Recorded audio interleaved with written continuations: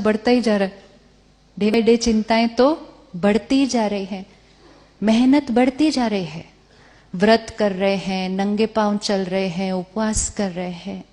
वैसे एक बात बताना, आपको लगता है भगवान को अच्छा लगता होगा जब हम ये सब करते होंगे?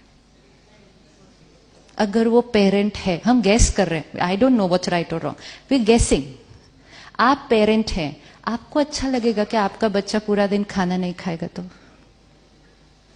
हाँ जी, नहीं ना। और आपको अच्छा लगेगा आपका बच्चा नंगे पांव 1000 सीढ़ियां चढ़ता ही जाए, उसके पैरों में से खून निकल के आ रहा है, लेकिन वो आपको खुश करने के लिए 1000 सीढ़ियां चढ़े, आपको अच्छा लगेगा? जो चीज आपको अच्छी नहीं लगेगी ना,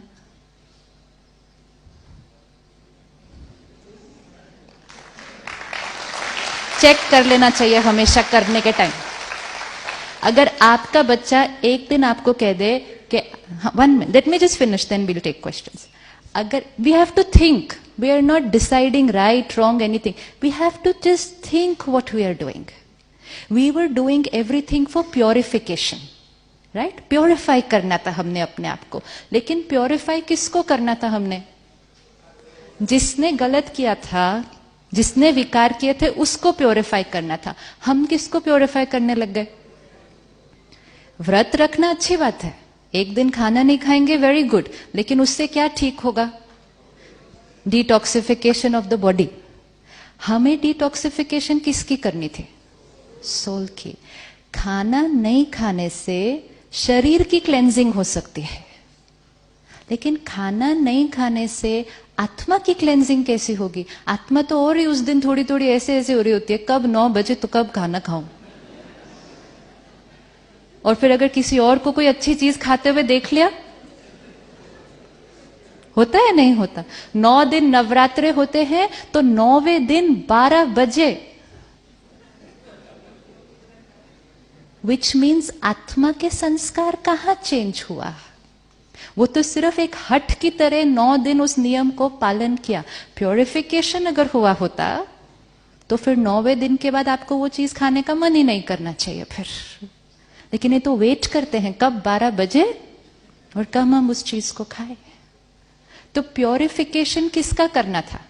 आत्मा का करना था। लेकिन क्योंकि हम भूल गए थे मैं आत्मा हूं, हमें क्या लगा मैं कौन हूं, तो हमने किसकी प्योरिफिकेशन करनी शुरू कर दी?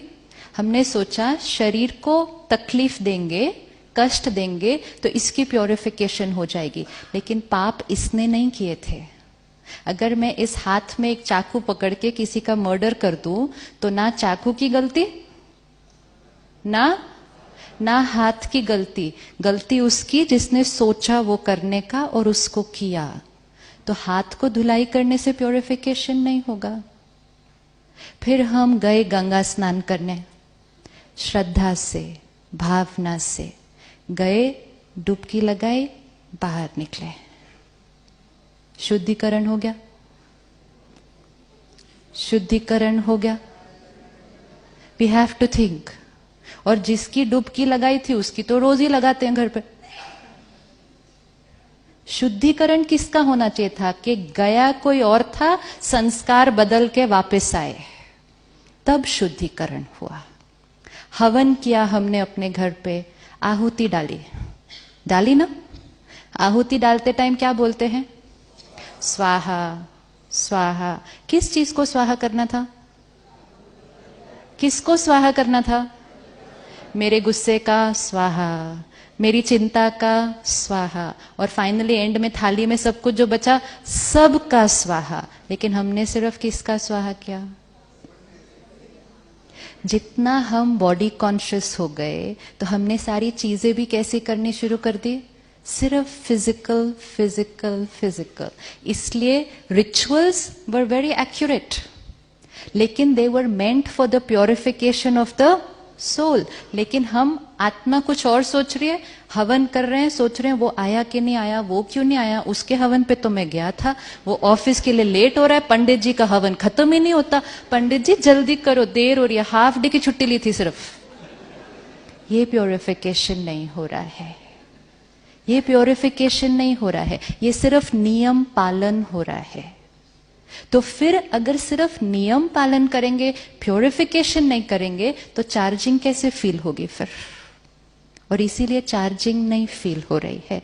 अब प्योरिफिकेशन किसका करना है सिर्फ? और उसको प्योरीफाई करने के लिए क्या करना पड़ेगा? सिर्फ क्या करना पड़ेगा? स्वाहा करना पड़ेगा। तो किसको स्वाहा करना पड़ेगा? विकारों को स्वाहा करना पड़ेगा। स्नान करना पड़ेगा। तो किसके अंदर स्नान करना पड़ेगा? किसके अंदर स्नान करना पड़ेगा? गंगा स्नान करना होता है ना। तो गंगा स्नान मतलब ज्ञान रूपी गंगा के अंदर रोज डुबकी लगानी।